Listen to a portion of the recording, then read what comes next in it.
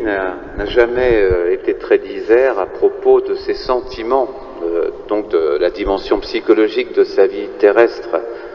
Toujours, il parle au niveau de sa mission et pour ceux qu'il est venu sauver.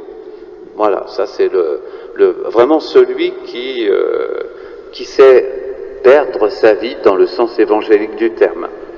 Heureusement pour nous, pour mettre un peu de chair autour de ces personnages fondamentaux comme le Christ et la spiritualité de la Passion, eh bien nous avons au moins quelques confidences des prophètes qui eux n'étaient pas aussi parvenus au don total de leur vie, alors ils gémissaient encore au moment même où ils la donnaient. On ne leur en veut pas d'ailleurs, c'est le moins qu'on puisse dire.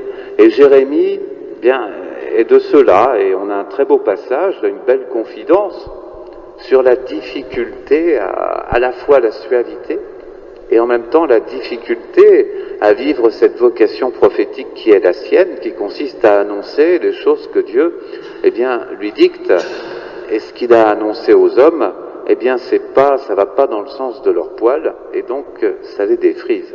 Et les défrisant, eh bien, Jésus nous montre cette Jérusalem qui se rebelle contre lui, qui le refuse, qui le rejette comme un corps étranger, lui qui est l'âme de ce peuple saint, de ce peuple inventé par Dieu dans l'histoire, suscité complètement de toutes pièces.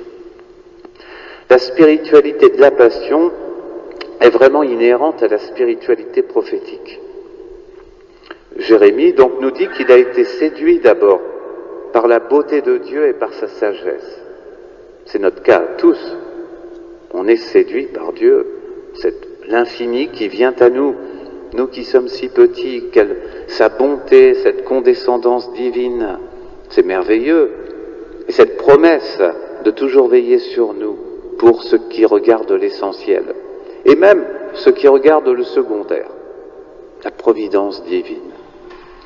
Il y a d'autres images pour ça, il y a le fameux à Ézéchiel ou à Saint Jean dans l'Apocalypse, le livre qui représente la parole de Dieu, et le rouleau pour Ézéchiel, mais c'est un livre. Et il est commandé au prophète, à l'apôtre, de manger le livre, et il est doux comme le miel dans la bouche. Ben c'est pareil, c'est cette séduction, la beauté et la sagesse divine. Car Dieu est beau. Dieu est beau, il n'y a pas que la création qui soit belle ou les créatures. Dieu est beau. Et d'une beauté qui est inégalable, qui est la source de toutes les beautés. Il y a de quoi être fasciné, effectivement, par Dieu dès qu'on en fait un peu l'expérience.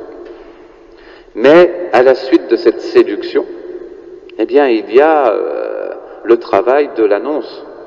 Et l'annonce est bien difficile. Il s'agit de dire aux gens, eh bien, qu'ils ne sont pas bons, qu'ils ne sont pas purs, qui ne sont pas véridiques, qui ne sont pas généreux.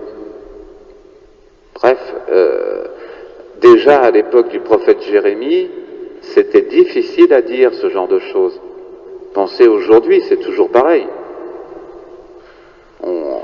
Tout le monde s'accorde pour dénoncer le mal, mais dès qu'il s'agit de dénoncer, de jeter même l'ombre non pas directement sur les personnes, mais sur les valeurs auxquelles elles adhèrent, c'est une levée de bouclier immédiate. On vous met au pilori tout de suite. L'homme moderne déteste qu'on puisse imaginer qu'il est impur. C'est pourtant le cas. Nul n'est pur sinon Dieu seul. Et pour être purifié par Dieu, ça veut dire qu'il faut devenir son ami, et c'est là tout un travail, il faut une vie entière pour ça. Nous autres chrétiens, nous sommes habitués à nous regarder avec cet esprit critique que l'Évangile nous communique. Mais un homme qui n'est pas un ami de Dieu a bien du mal. Or, la Jérusalem, l'auditoire du prophète Jérémie, eh bien, c'était le même que celui de Jésus. C'était des gens qui, en fait, ils avaient une religion officielle, mais ils passaient leur temps à vivre autrement, à vivre selon bien d'autres valeurs. Les contemporains de Jérémie allaient offrir des sacrifices aux idoles sur toutes les collines alentour de Jérusalem, dans leur propre maison. Ils consultaient tout ce qu'il faut et toutes les personnes, toutes les divinités possibles pour obtenir le bien-être, la fortune, exactement comme l'homme moderne. On va partout, bon, on inclut Dieu dans tout ça, et après on dit, moi je veux pas de mal à Dieu, évidemment, ça c'est clair, mais on le met dans le grand coffre, le capharnaüm de notre religiosité. Alors les prophètes étaient là pour nettoyer tout ça, purifier tout ça, et bien ça se passait pas très bien, parce que les gens avaient pas envie de s'entendre dire qu'ils étaient imparfaits, qu'ils avaient besoin de grandir, ou pire, qu'ils étaient peut-être, leur comportement pouvait même être détestable. Ça, évidemment, là, ça devient délicat à ce niveau-là. Donc, le prophète, le réflexe, c'est de fuir cette vocation, et c'est une fuite impossible. C'est une fuite impossible à cause de cette séduction, à cause de ce Dieu qu'il habite, de cet amour qu'il habite. La vérité, c'est la leçon de cette expérience de Jérémie. La vérité aura toujours le dernier mot. Il faut penser à l'éternité, comme l'amour aura toujours le dernier mot. Alors dans notre vie aussi, eh bien il faut que la vérité et l'amour aient le dernier mot. Alors Jésus, dans ce passage, qui nous paraît un peu rude, mais toutes les paroles de Jésus paraissent un peu rudes parce que la vérité, lui, il l'énonçait tellement clairement qu'on n'avait pas d'échappatoire, on était obligé de la comprendre. Jésus explique à ses disciples qui est réellement le Christ. C'est lui le Christ, bien sûr, mais l'idée que les gens se font du Christ et les disciples eux-mêmes, il n'est pas comme les prophètes qui l'avaient précédé. Vous savez, on a lu il n'y a pas longtemps là cette question, au dire des gens, qui suis-je? Et alors là, on a toutes ces déclinées sous tous les tons en fonction des sensibilités. Un Jérémie, tiens, justement, ou un des prophètes, ou Moïse, ou que sais-je, ou l'énergie pure, vous voyez, le Dieu de la réincarnation. Enfin, on pourrait vraiment mettre bout à bout toute la liste possible des représentations divines. Jésus vient mettre les points sur les i sur le Christ, qu'il est lui-même, bien sûr. Les prophètes, eux, apportaient la nécessité de se convertir, mais ils n'apportaient pas la rédemption en tant que telle. Ils restaient extérieurs à leurs propres annonces, en quelque sorte. Tandis que Jésus, lui, ne fait qu'un avec l'annonce qu'il fait aux gens. Entre ce qu'il dit et ce qu'il est, il n'y a aucun écart, c'est exactement la même chose, la même personne et la même œuvre. La passion, c'est le centre de sa mission. C'est ce qu'il nous dit. Donc, il nous dit, à nous chrétiens, nous devons toujours penser à Jésus avec la croix.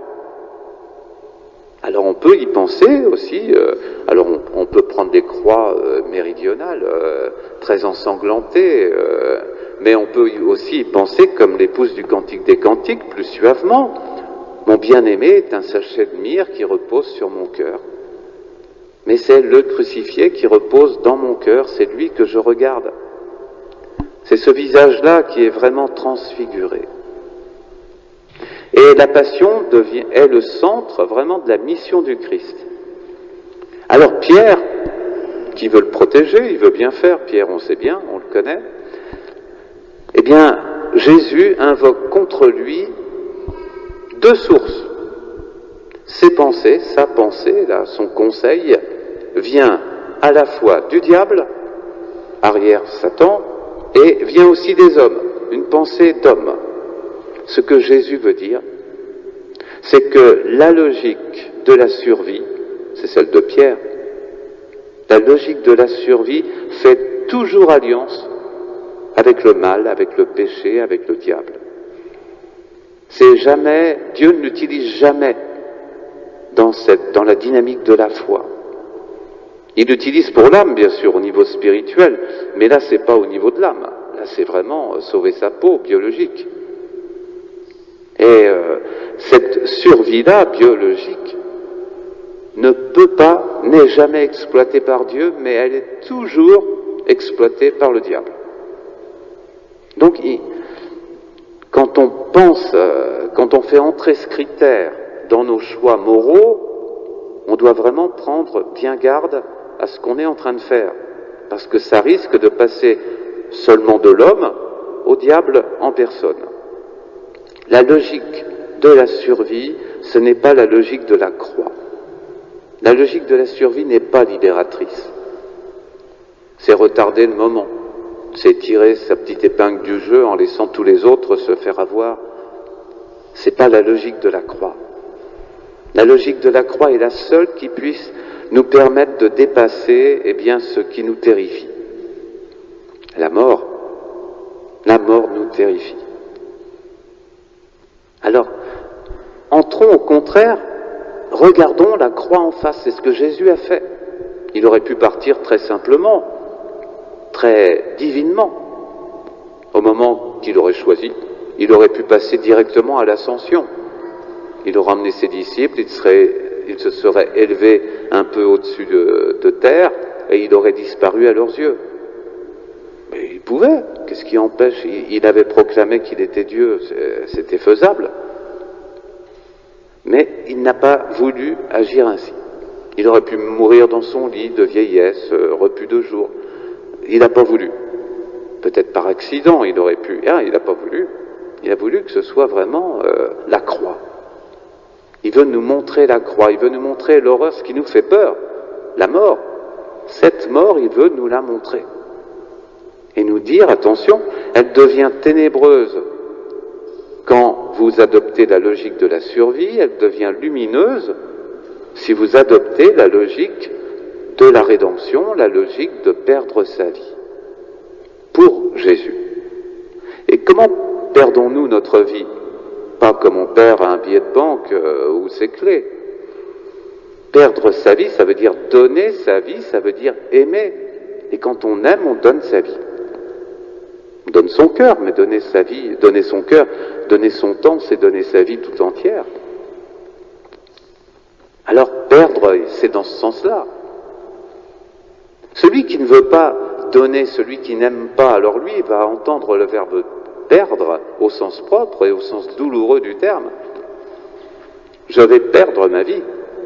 Mais celui, le croyant, qui aime Jésus, qui apprend à l'aimer petit à petit jusqu'à perdre sa vie à cause de lui, pour lui, lui, le verbe perdre, il n'est pas douloureux, c'est un don.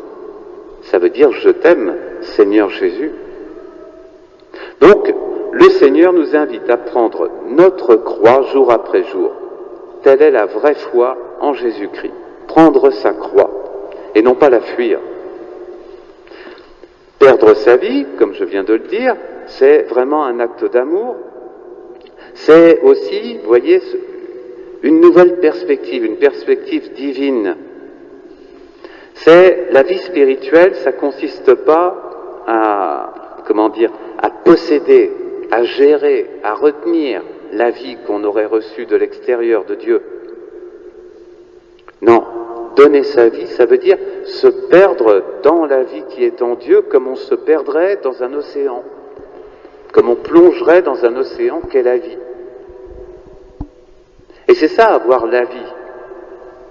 Donc, donner sa vie, c'est plonger dans l'océan d'amour qu'est Dieu, en se souciant bien peu de ce qu'on va y trouver, de ce qu'on va être, de ce qu'on va ressentir, que sais-je.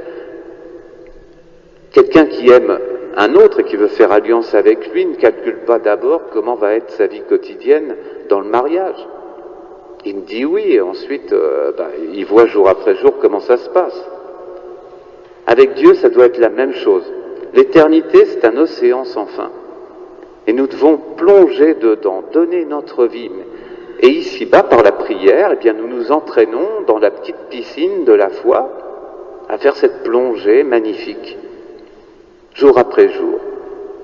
Marie, par la pureté de son cœur, nous montre que c'est pas difficile, quand on a un cœur pur, de mourir à soi-même.